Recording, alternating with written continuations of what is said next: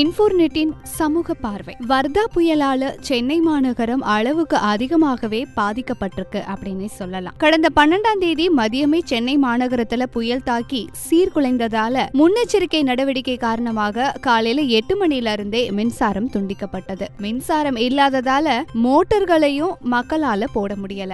அதனால குடிக்கிறதுக்கும் சரி வீட்டு உபயோகத்திற்கும் சரி நீர் இல்லாம ரொம்பவே அவதிப்பட்டு இருக்காங்க சென்னை மக்கள். மின்சாரமும் இல்ல, நீரும் இல்ல.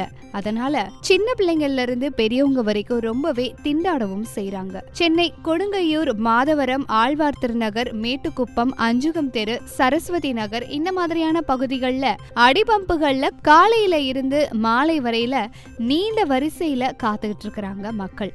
பல மணி நேரம் காத்திருந்ததுக்கு அப்புறம் தான் அவங்களால ஒரு குடம் தண்ணீராவது எடுக்க முடியுது. அம்பத்தூர், வில்லிவாக்கம், கொரட்டூர் இந்த மாதிரியான புறநகர் பகுதிகளில் ஒரு குடம் தண்ணீர் 20 ரூபாய்க்கும் விற்பனை செய்யப்படுது. சாதாரண நாட்கள்ல 6 ரூபாயில இருந்து 8 ரூபாய் வரைக்கும் விற்பனையான ஒரு குடம் தண்ணீர் இன்னைக்கு 2 மடங்கு கூடுதலான விலையில விற்பனை செய்யப்பட்டு வருது. குடிநீருக்கு தட்டுப்பாடு அப்படின்றதோட குடிநீர் எடுக்கக்கூடிய கேன்களுக்கும் தட்டுப்பாடு அதிகமாவே இருக்கு. அங்க இருக்கிற மக்கள் மின்சாரம் இல்ல, குடிநீர் இல்ல, வீட்டு உபயோகத்திற்கு கூட தண்ணீர் இல்ல, பணப்புழக்க மாற்றத்தால கையில பணமும் இல்ல அப்படின்னு ரொம்பவே வேதனைக்குள்ளான பதில்களை நம்மிடையே வைக்கிறாங்க. சமூக நோக்கோடு நிறைய விஷயங்களை தெரிஞ்சுக்கலாம். சப்ஸ்கிரைப் பண்ணுங்க இன்ஃபோர்நெட்.